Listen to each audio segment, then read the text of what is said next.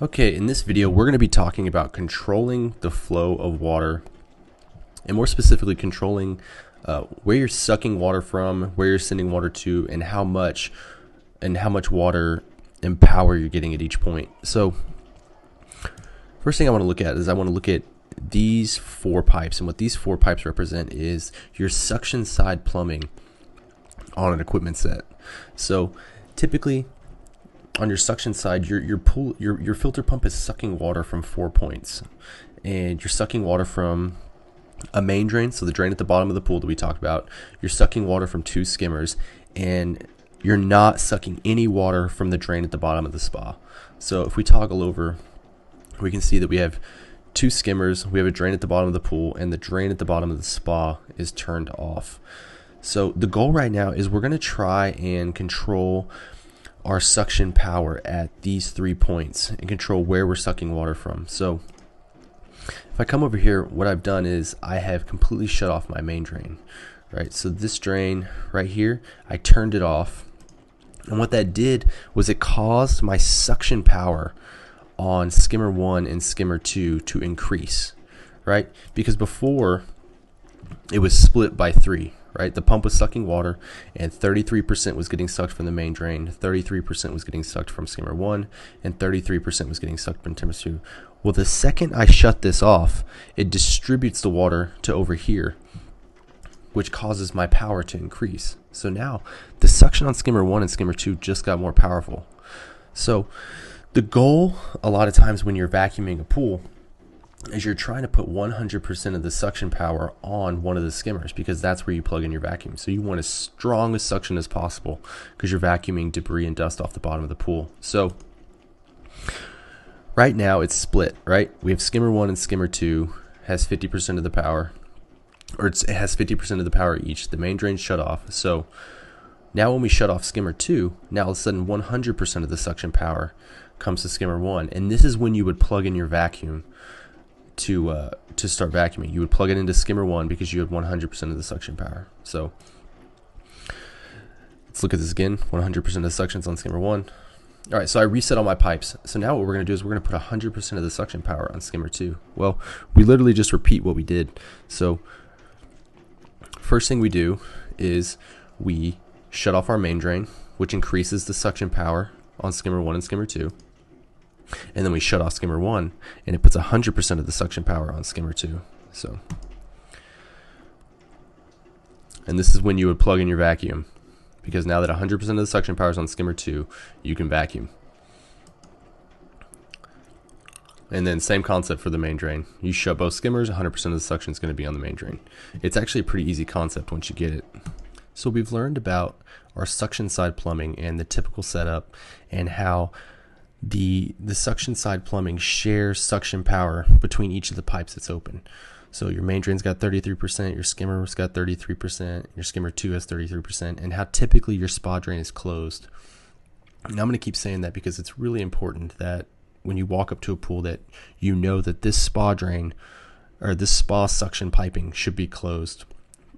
But we've also added in now the return side plumbing, and the concept still applies. So we're sucking water from the pool over here, and now we're deciding over here how much of it we want to return to the pool and where. So in this setup, we're returning 50% to the spa and returning 50% to the pool. On a pool without a spa, you would just return 100% of the water to the pool, and you really wouldn't have to think about it.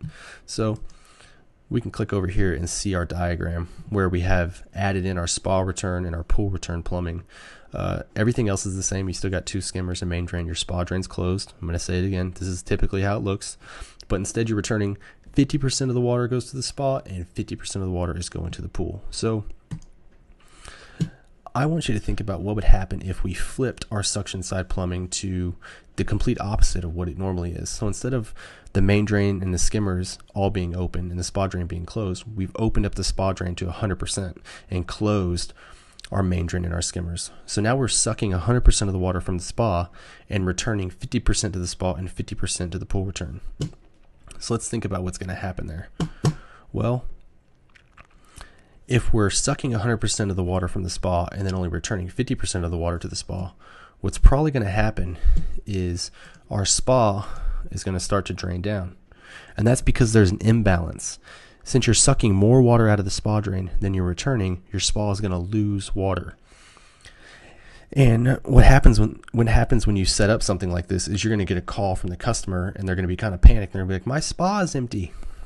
I don't know what's going on. And you're going to know it's because you probably left that spa drain open. And this is why it's typically closed. Because if you leave it open and you don't send 100% of the water back to the spa, it's going to drain down. There's always going to be an imbalance. Okay, so what happens if we suck 100% of the water from the spa and return 100% of the water to the pool and send nothing to the spa? Well, in that case, our spa is just going to drain down even faster.